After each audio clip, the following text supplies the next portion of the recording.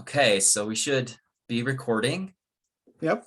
Fantastic, John. It's always an honor to meet with you. How long have we been talking now? It's been about 2 years, has it? Oh, at least. 2.5? Yeah. I lose track of time. Pretty early After all, on. time isn't real.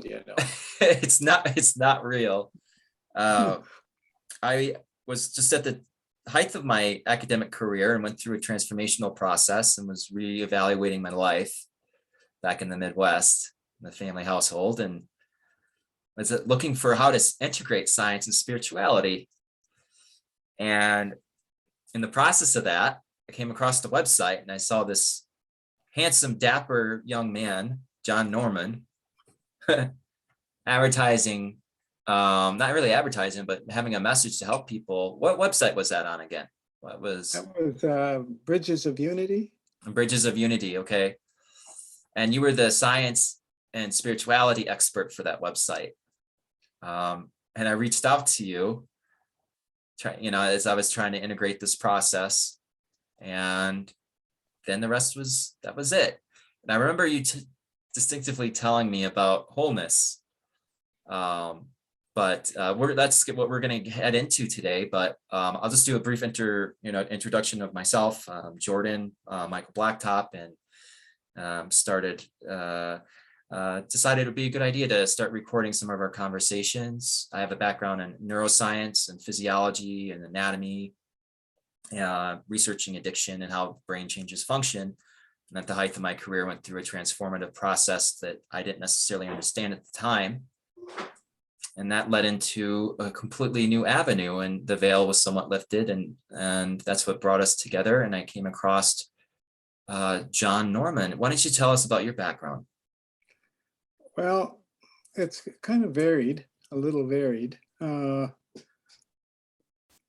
got my PhD in 71 in a soil science department, but over the years of my college, I had taken classes in probably a dozen different science and engineering departments, so that I had a really broad-based both life sciences and physical sciences background. And what I wanted to do, and what I did for the 40-year career I had, was to study the relationship between living things and their environment. Mm-hmm. And of course, it should probably include some sociology, but I never included much sociology. But I did do a lot of physiology, a little bit of genetics and such. And my first job was in a botany department in Scotland, where I worked on Sitka spruce trees. And then from there, I moved to Pennsylvania, Penn State University, and I worked in the Department of Meteorology for 6 years. And then I moved to Nebraska and worked in plant physiology, plant water relations in the Department of Agronomy there for 10 years. And then I moved from there to Wisconsin, where I'd gotten my PhD, and took over the office of my former advisor. I didn't know that. Yeah, okay. In the basement of the soils building.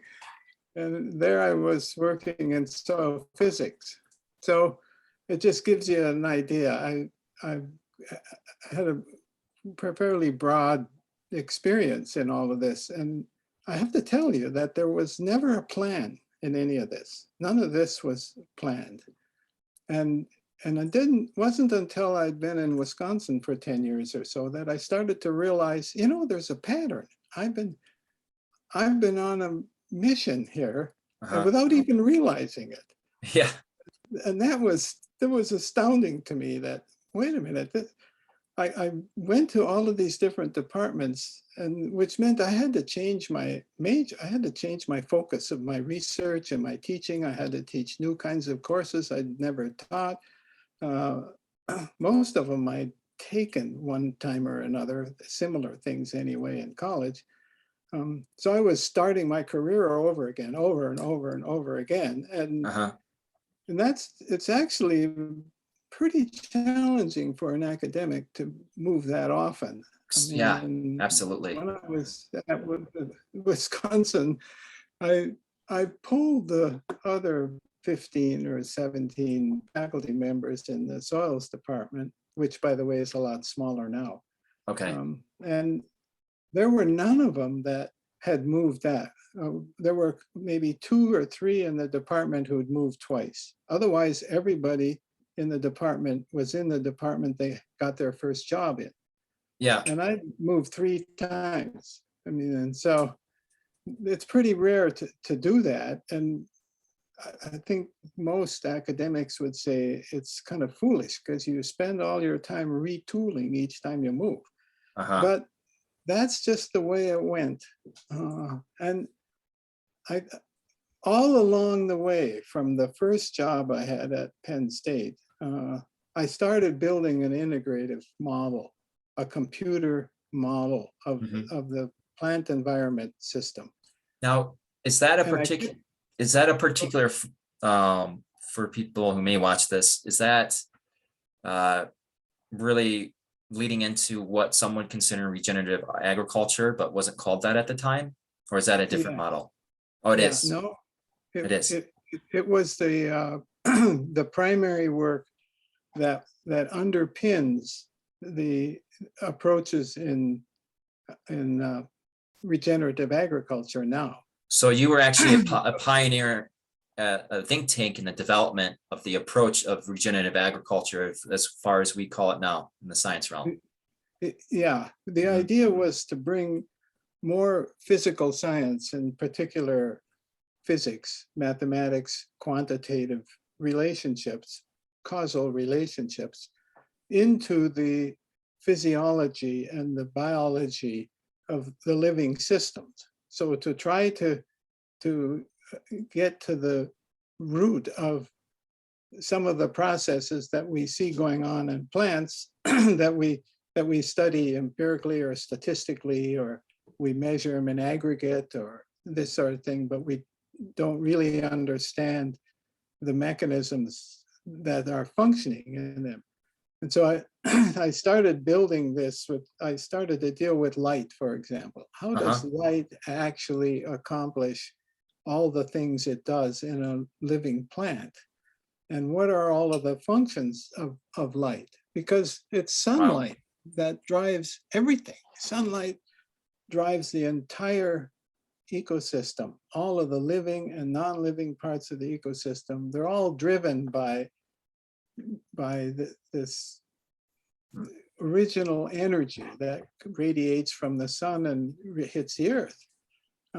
So I started with light, and then I slowly over time built up processes that are affected by wind and temperature and many of the other phenomena in the environment. Water, particularly water, carbon dioxide. But the idea was to start fundamentally. And each time I moved, I kept this, I kept what I had learned at one of those institutions quantified in the form of these mathematical equations programmed into a computer code. Yeah. So I could build along the way. I would change from meteorology to agronomy, but I still could use exactly the same program and then build on it. And I could build the plant part of it in a more elegant way Wow. by already having the physical environment part of it handled in a fundamental way. So I was trying to keep fundamentals all along and not have to resort to sort of putting a coefficient in here or a fudge factor in there to kind of get it to match the measurements you might be making. A lot of what you're interested in the life in the relationship between a living organism and its environment are things you cannot measure. Yeah. And you can measure some things, and then you can use the mathematical consistencies. Mathematics, by the way, is mystical. I mean, really, really mystical. And it somehow mathematics Yeah. it is able to extract consistencies from the reality that we just can't get to without it. And so I was always trying to do the mathematics. And this way, I could build up a very complex description. And I had a very, very detailed description, which I never could publish because it's too big, it's too elaborate to try to publish in a 3-page paper or a 10-page paper. You could maybe write a book, but that never really made sense to me because this was a tool for me. This was not an end. It was a tool. And it was a tool for understanding. And it's, so when I was trying to deal with temperature, for example, there's 5 different kinds of temperature. And a lot of people just use them all interchangeably, and they're not interchangeable. Yeah. Right? Well, then I had to understand temperature at a level that was very fundamental. So I could calculate 5 different temperatures under different conditions and such. So, but then to me, this wasn't real practical. It wasn't real practical because the computer time took too much time and it was too complicated. So what I would do is I would run this model a bunch of times to make a simpler model. Then I could make a simple model that I knew would behave predictably within this confines of my assumptions and my input data. So right? would it be fair to say that you took kind of an early holistic scientific approach, more of a towards science, towards wholeness approach before a lot of other people were doing that? And the wholeness concept seems to be a very consistent thing. Then that kind of sped into your 1984 and everything in 1984. And how would you like to segue to that? And everything you've done. 1984, I was at Nebraska, and I'd spent 6 years at Penn State, and then I got myself so overcommitted, and I knew I was working 80 hours a week, and I knew I wouldn't get to see my daughter, who was just born, if I stayed there. So, and just at the same time, without my inquiring, I got an inquiry from a faculty member at the University of Nebraska who also knew my advisor. And he contacted my advisor because they were looking for a student, somebody young, somebody new, because they didn't want to pay for an expensive person. An assistant professor is cheap. And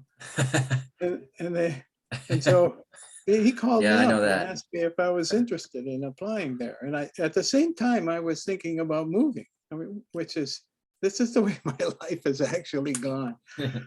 These things just happen. And so I went and interviewed and I moved there. And I was there for 6 years and the same thing happened again. I got overcommitted. I wanted to move. And my wife said, no way. She said, if you move I had a job offer from Caltech in Pasadena, California. And she said, well, if you go there, you're going to go by yourself because the kids and I are going to stay here. And so there wasn't much choice. I wasn't going to move. So I didn't move. And then everything came crashing in because I had overcommitted myself, which is my way. I can't say no.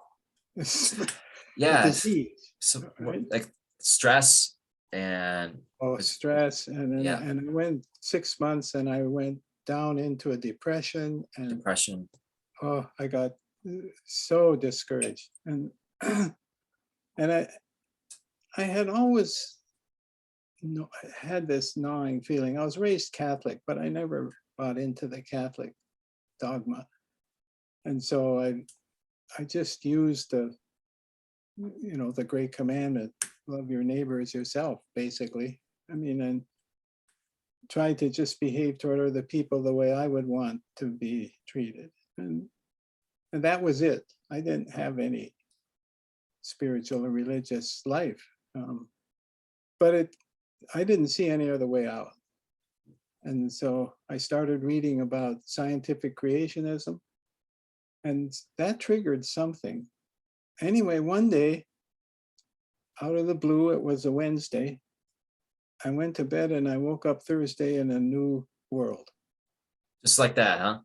Just like that, happened in one day. And it turned everything upside down. Everything in my life got turned upside down. And I mean, I almost got divorced in that first year. That first year, boy, do I understand Paul's dilemma on the Yeah. road to Damascus. Okay. When something like that hits you, all your reference points, all your How thinking about life and who you are and what you do and how you do it, and it's all gone. You lose the whole thing. how would you describe that process to Um, someone? well, I think it's like losing all of your reference points, and you have to find your reference points again, because all of the traditional reference points are gone. I mean, and so, I mean, for example, you have a family and you have a responsibility to provide for the family, and that's going to be tied up with money. I mean, if you're going to take care of your family, you're going to need money.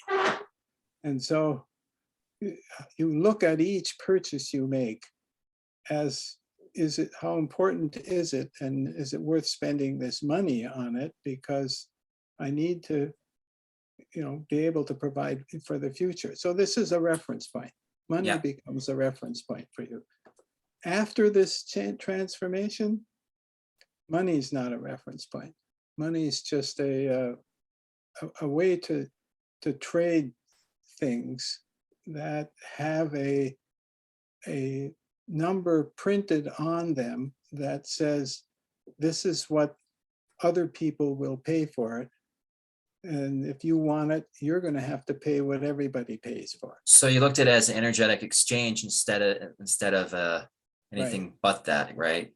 Yeah. And so water is, I mean, money is a lot like water is in the soil, plant, atmosphere system, in a plant environment system.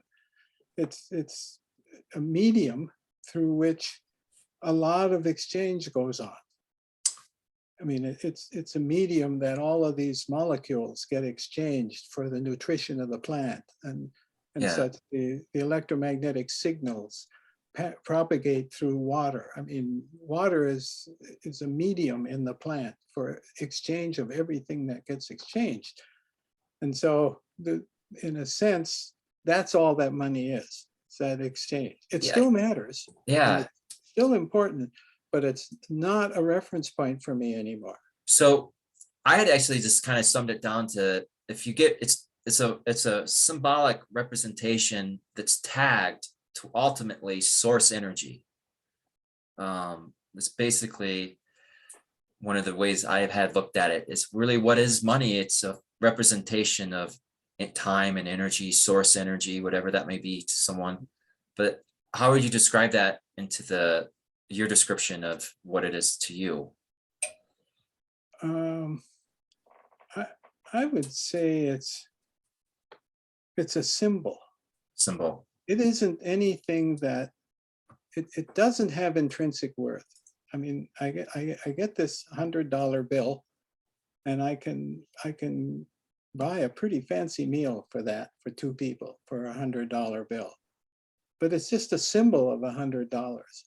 And we'll Yeah. find out here soon enough, like people have found out in the past, that there's nothing behind it. All there is behind it is people's trust. That's it. There's nothing else behind the dollar. No. There's no gold in Fort Knox behind the dollar like there was prior to 1971. We're not on a gold standard. There's nothing behind it, right? And it's a symbol. That's all it is. It's a symbol that you, with a number that you paste onto a good or a service, and you say, this is what the market, what does market mean? It means everybody else. Okay? Yeah. Yeah, it And does. so this is what everybody else decides this number should be, right? And if that number gets too big, nobody wants it. If it gets too small, there aren't any there because everybody bought them up and there's none left, right? So it finds an equilibrium here somewhere. But it depends on trust, because that $100 bill has nothing behind it. I mean, all it's worth is the 5 cents for the paper it's on, Yeah. because it's kind of a special paper. But Yeah. anyway, So that's an example of a reference point. And now you have certain Yeah. of these reference points in our lives. All of us have them. I mean, and it takes a while to figure out what your reference points are. I mean, I didn't know at the 1984 when this happened, I didn't know money was one of my reference points. All I know is that afterwards, it didn't really matter that much to me anymore as a motivation. What became your reference point? Because I had heard you mention your pathway towards wholeness. Yeah. So At this point, I don't think I really had any comprehension of wholeness. okay.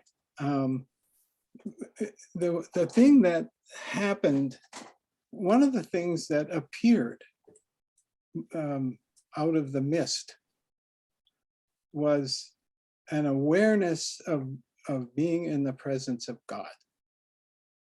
In other words, I knew I knew that's where I was and that's where I belonged. And I'd always wondered about God. What's this thing people call God? I mean, it's a word that's only one O away from good, so it's probably something pretty positive, but it never resonated for me. It's everything, it's nothing. What's the Trinity? You know, as a Catholic, the Trinity is a big deal. What's the Trinity? It doesn't mean anything to me, really. They're all just words, and words are symbols too. I mean, Yeah. so then the symbols don't mean much to me, because we could change them all and still have the same belief, still have the same life, still be the same person. We could change all the symbols. All you have to do is go to Germany, and now you change all your symbols into German. You don't have English symbols anymore. You got German signals. We're going to mathematics. Now you got a whole set of symbols, a whole new set of symbols. I mean, and symbols are powerful. Don't get me wrong. They're really, really powerful. And they're the way we end up controlling the world, how we use those symbols. But they aren't real. So what was real for you then? And you're trying to search for so you're describing you're searching for God as, or that source, or what you're defining experiential perspective of it. What was real? Yeah, what was real? This relationship, the most real thing I ever experienced in my life. So you had relationship with your science and a wholeness perspective prior to even being consciously aware of it, but now you're looking at the ultimate this relationship here. Yeah, to me, the science I was doing was a job. It was the way I got the money to take care of my family. I could travel. My wife loves to travel. So I could travel, get my expenses paid, take my wife along for hardly any cost. And then we would add a vacation on when I had a meeting in Europe or in Thailand or wherever the meeting was. And so I had an international life in the academy. So but that was all now superficial.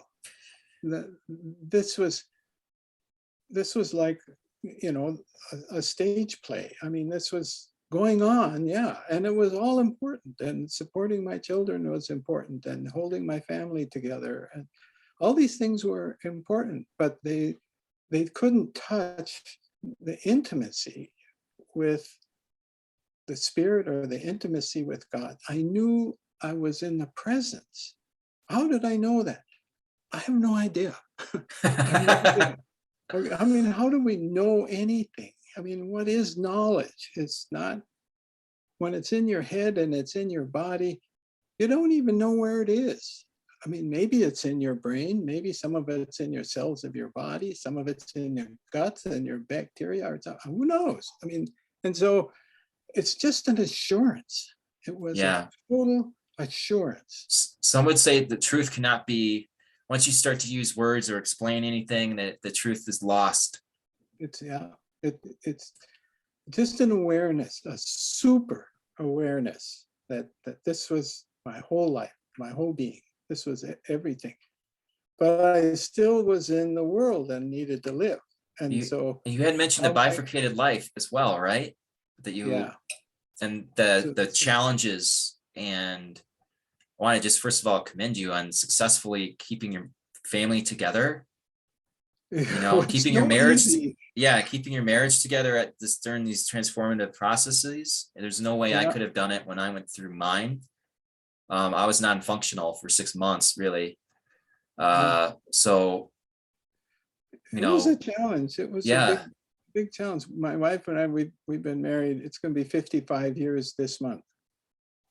So we've hung in there, but the end of the first year, we were just so close to divorce. And that's when I decided I was going to fast to save my marriage. I didn't know what else to do. Everything I did seemed to cause problems in the marriage. fasting, you said? Fasting, yeah, Okay. going without food. I would have dinner on Monday night and breakfast on Wednesday morning, and nothing but water in between. How did that go? I lost a bunch of weight. And when my wife asked me why I was fasting, because it took her about a month to figure out that I wasn't eating supper Tuesday night. I would just sit at the table with the kids and talk and everything and distract them as best I could, because I wasn't telling anybody about this.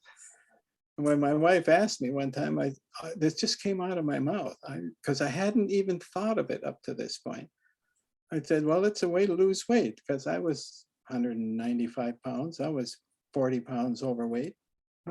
So losing some weight was a good idea. I never hit 200. I never wanted to hit 200. But anyway, I fasted that for a year and a half. And when I got to 155, my wife was afraid I was going to blow away. And that started to cause trouble. So then I quit doing that. But all of my eating changed. I became much closer to a vegetarian with a small amount of meat. And I've stayed in that weight range for 37 years. So that fasting was a sacrifice. I didn't know what else to do, because nothing I did seemed to actually help our marriage. Anything I thought about doing, I couldn't behave like I had behaved before. I mean, I would like to jest with people and argue with them and take one side. And then when they finally agreed with me, I'd take their side and keep arguing. And people would get angry, and I was pretty good at manipulating people. I mean, I could manipulate a meeting because I sort of get a sense for where people are and how we can find a compromise that's going to satisfy everybody. So I would wait and watch and then do the right thing at the right time, and you could get it to go your way. And always, of course, it also had positive feedback or positive results for myself too, of course, right? I was going to try to find a compromise that was okay with me, but would fall in between where the argument was going on. I couldn't do that stuff anymore. If I did something like that, I was just plagued. I couldn't work. I couldn't think about anything until I resolved it one way or another. And with individuals, I had to go and ask them for forgiveness. This really changes your life.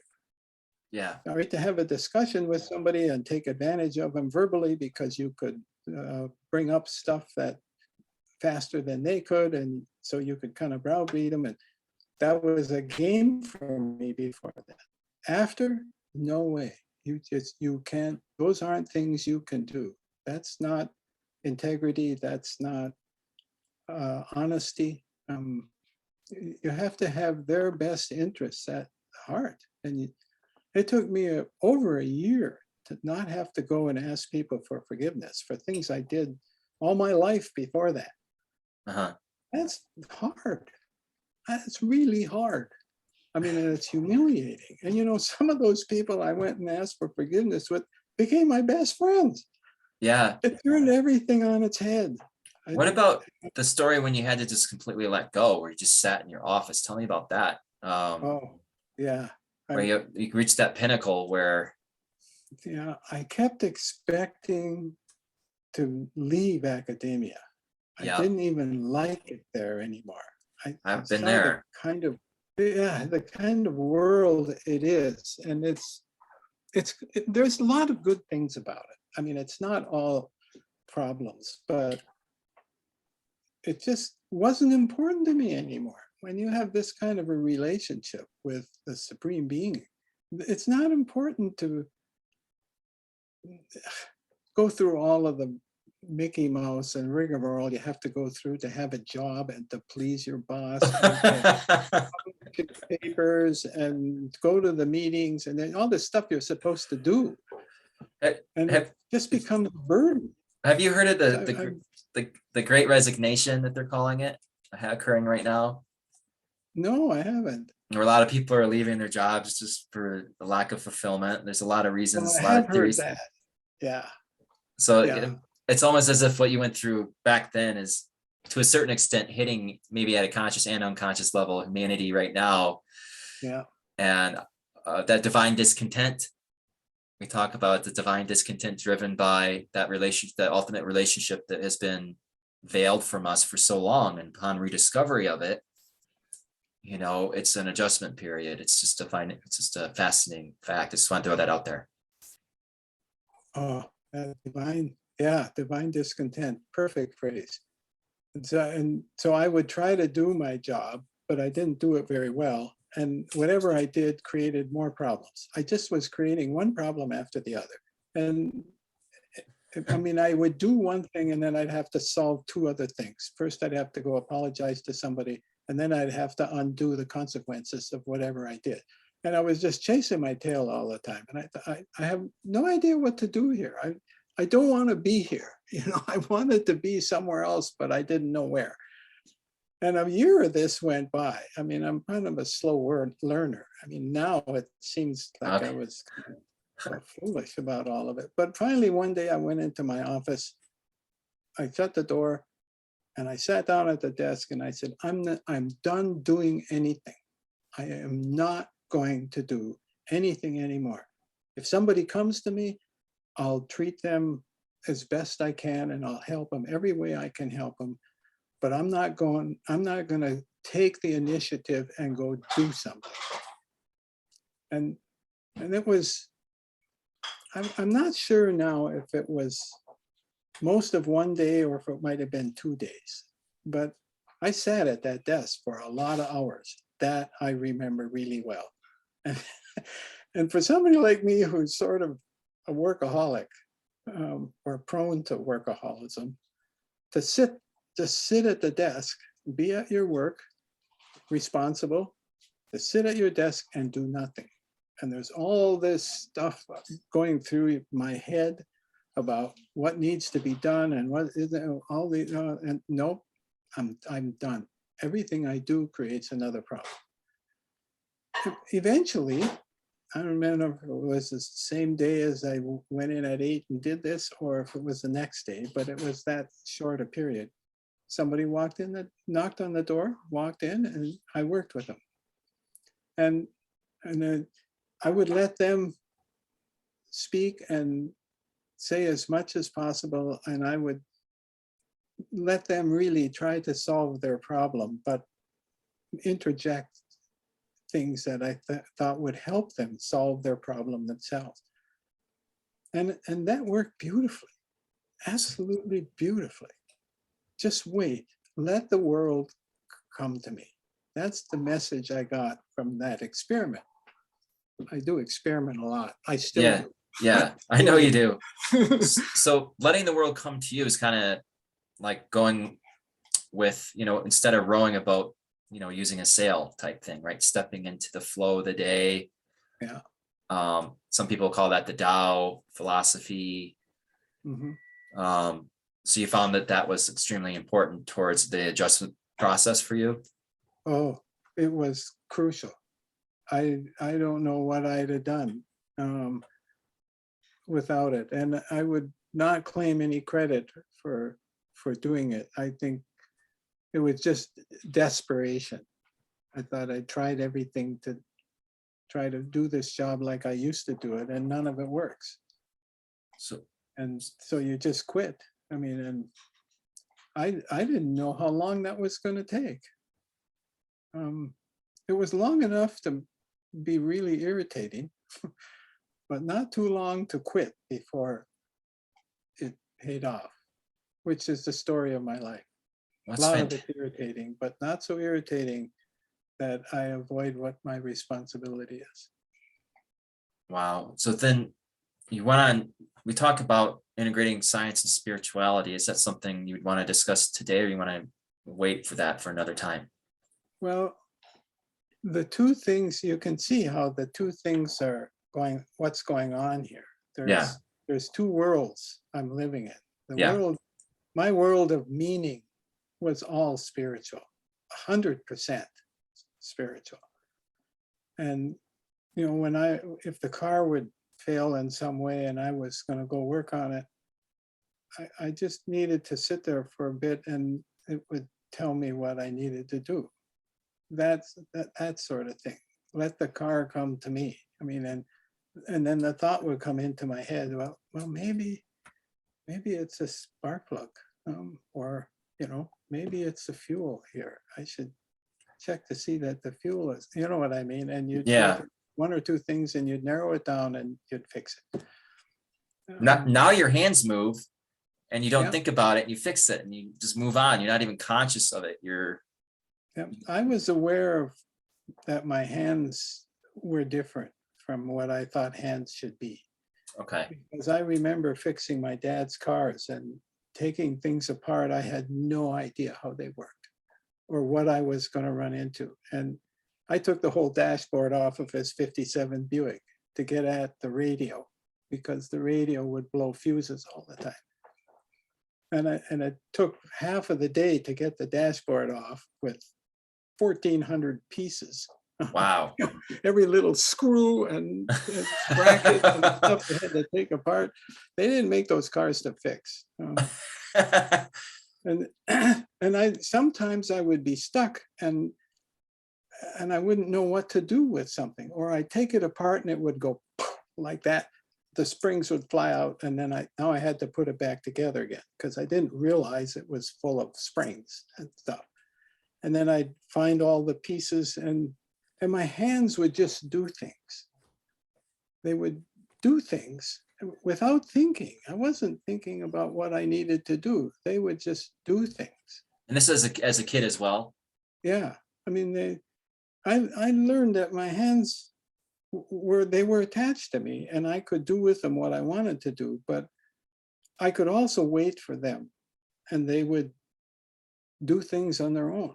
I mean, and that in about 2011 or 12, This is I did some healing. I experimented with some healing with a friend, and they can do that too, which just blew me away. was this kind of like Reiki? What was I this? don't know what Reiki is, so Okay, were you retired at this point? yeah. Okay, so you were able to get away from the bifurcated life. Yeah, I was working full time on wholeness because this. How would you define wholeness? I think that it defies words. Fair enough. If I you mean, had to try to describe it. Language is inherently constrained to the duality. Thank you. Yeah. Its structure is dualism. I mean, you have a subject and a verb. And you always, if you don't have an actual object, you got an implied object. So it's structured more like the Trinity than it is like unity. So for me, I don't try to explain what it is because I can't. Because you experience it. That's Yeah, yeah. it's an experience, and I mean, and it's unity, and unity to us, unity is like infinity Mhm. or zero. I mean, it's unity is everything or nothing. I mean, it's it's not attainable here. Materially, it's not attainable. What I experience tells me that this is as close as I'm going to get to it, is this sense of wholeness, the sense of how I'm intimately in all of this reality. So it's like a cell in your body. I mean, But when that you're speaking of cell, unity, you're speaking of the comparison of the void and being in the void and experiencing all that is. So not like the typical unity that people refer to. We're talking about more of a mystical, yogic, advanced spiritual unity that you're describing, not literally samadhi. You're talking about a samadhi-like void state. yeah, Yeah. but yeah, and it's everything, everywhere, and so what it means is that here, I mean, in the physical, it means that I'm always more like an observer. I mean, I'm observing other parts of unity, and I'm also observing my parts of unity, the parts of unity that that this incarnation has a physical relationship with. But that's just another part, right? And so it's language just fails completely in this discussion, and because for me, it's an experience. Yeah. Some experiences aren't explainable. I try my hardest at times, but in the end, It's experience. it's experience. And I do feel that the next human leap obviously is going to be telepathy to a certain extent, to bypass the language barrier. Some would consider that a limitation. The language can be a limitation at certain times and frequency communication, but Well, I know that I rely very heavily on other means of communicating than language. and what other means do you use as communication? Well, I've had people tell me that I'm an empath. I Yeah, didn't know what that was for a while, but that I feel other people's emotions. you probably did your whole life and didn't realize you did, like myself, Yeah, that and that I I was thought, always taking on other people's fields, thinking it yeah, was my own. yeah, And then one of these days you're like, no, I'm just feeling other people's fields. What? that was a revelation It's when they said that, because I suddenly realized, wait a minute, all these emotions, they aren't all mine, because they could flip from super happy excitement to depression in a few seconds, depending on who you walk by on the bloody sidewalk. I know. So it was, and I Yeah, just thought that, I just have this sort of craziness inside that, yeah. well, now it's harnessed a little bit, not totally, because sometimes I'm still fooled, but it's somewhat harnessed. And so it tells me a lot about somebody else and how I should speak to them, or how I should approach them, or whether I should approach them. And so it's very powerful for me and my connections to people, because I love people, and I want to do what's best for all of us all the time.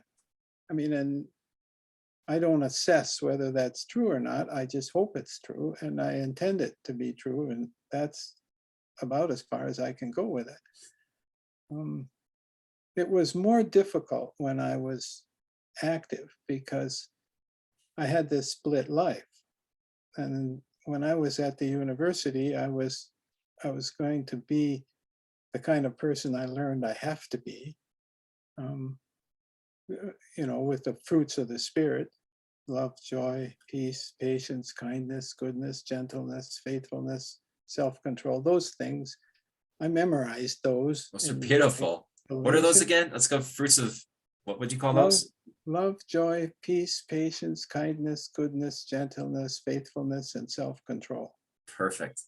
I mean, and I memorized them, and I said them to myself all day long. I need to be this way. This is who I am, and this is how I need to behave. But the science part of it, it was just another world. I could have been a machinist. I could have been something else. I mean, carpenter, bricklayer. I mean, it would have been the same. It was just that world over there was this other world. And science, just because it was science, it wasn't any different. When I retired, I had to resolve that because science was a huge part of my life, and I couldn't just write it off anymore. And I tried doing that for so long. It's almost as if you experience the non-material, and then you almost get a bias against the material. That's right. And then you're like, well, I'm just going to write that off. Yeah. For a while, but you can't, because on the path to wholeness, you have to have reconciliation and realize that there is no separation between those two realms. That's right. But that's an internal integration process where it takes a significant amount of shifting based on how well developed our egos were within the academic system, right? Yeah. And when treating it like a job like that, one of the benefits to me was that I didn't have any ego invested in it. Which was probably helped with your success. You said it, that helped, right? Yeah, it did, because I was intent on giving away as much as I could give away. And ideas would just fly into my mind. If somebody came up and started to talk to me, there'd be ideas, just boom, ideas, ideas, ideas. Because it wasn't cluttered with all of my responsibility. My responsibility was to behave with the fruits of the Spirit. The rest of this is, this is the world, and I'm going to let it come to me. I mean, and so I didn't really have any investment in it, and I just kept giving ideas away. And sometimes people would credit me with it, sometimes they wouldn't. I didn't matter. But you said it would come back to you tenfold every time you do that. Oh, it did. It did. I had years at Wisconsin with 20 referee journal articles in a year. I remember you telling me that. I mean, I just couldn't believe this. We had to do an annual report. I would do these annual reports, and I would just go through, my correspondence and the reprints I had, and the stuff that was in press, and I just sometimes I wondered where they all came from. I mean, and sometimes people would want to put me on their papers when all I did was give them the idea 2 years ago, and they'd come back and want me to read the paper and add my name to it. I'd read the paper. If it was a sound piece of work, okay. I mean, they thought it was valuable, so it came back many-fold over.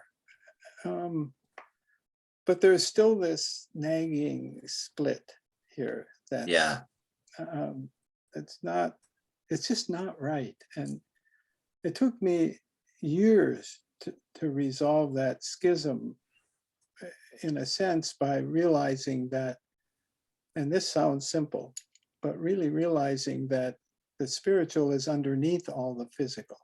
Yeah. In a sense, it's like an invisible matrix. Yes. And it's happening in a wavelength band with maybe maybe electromagnetic, maybe some other form of energy. It's happening in a wavelength band that we can't measure. And that's okay. Maybe we'll someday measure some of it, maybe we never will. But to be able to start from unity and then be able to establish a coherent sequence of things that ultimately emerge as the world of science that we're exploring today. And that became possible for me to do. And I did very little reading. I only read books that other people said I needed to read. That's really what controlled it. And it's a handful, maybe a half a dozen in the 10 years. Because to me, it had to come from inside.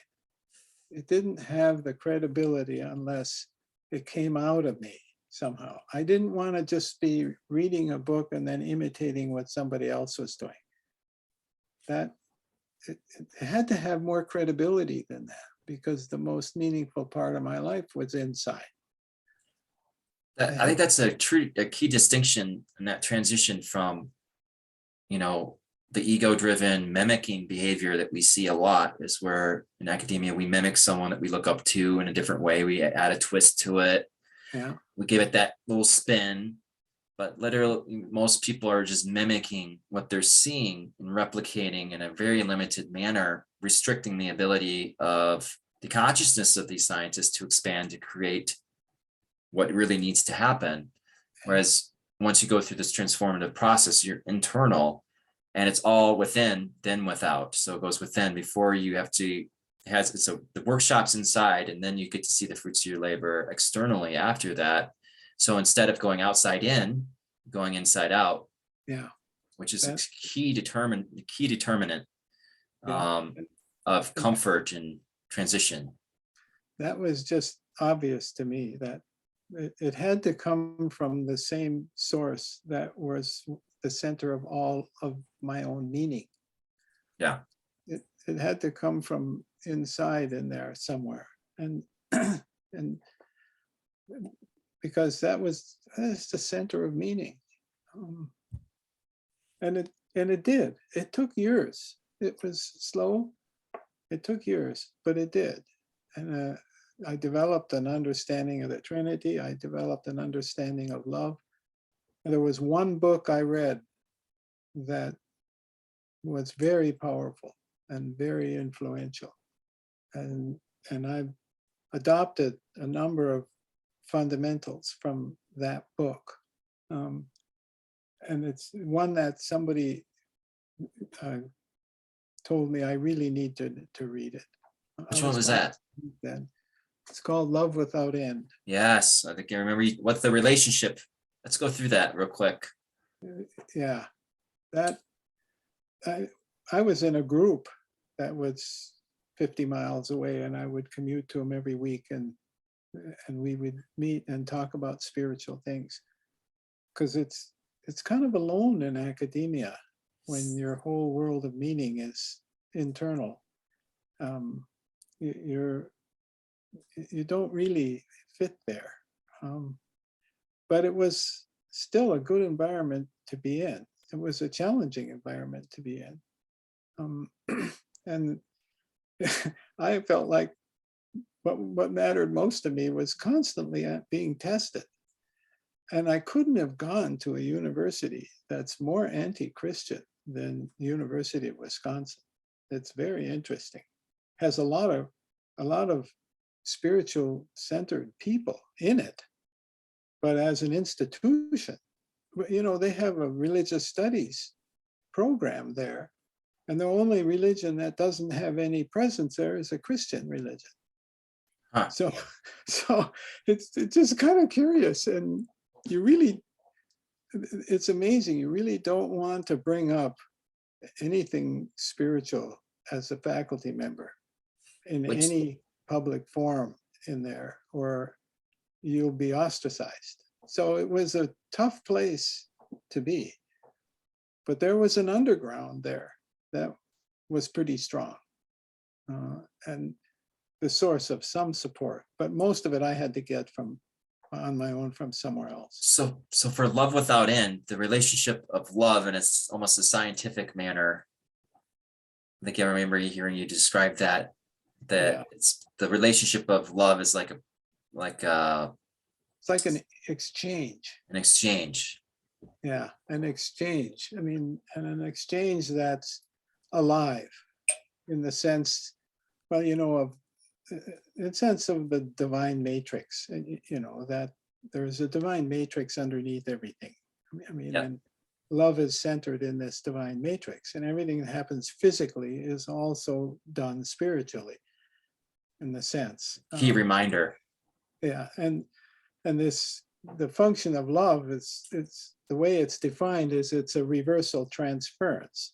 Now, I'd Okay. never heard that phrase before, but reversal transference, but a point of function where two complementary forces in the presence of a third stabilizing factor Uh-huh. exchange modes and one becomes the other.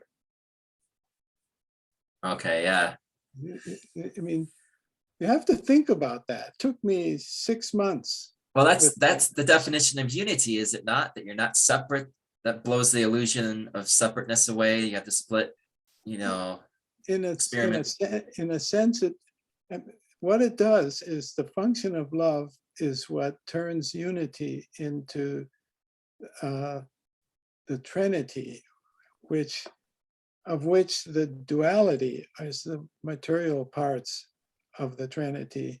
I mean, the duality comes from one and other. Yeah. One and other makes the duality.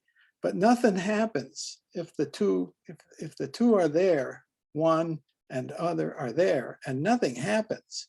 There's no change. Everything, they have to relate. Yeah. They have to relate. And the relationship between the two is the function of love. Whether it's two people who are in love and exchange positions with each other, Yeah. right? Or whether it's a billiard ball that's moving that bumps into a billiard ball that was still, those are both the function of love. Yeah.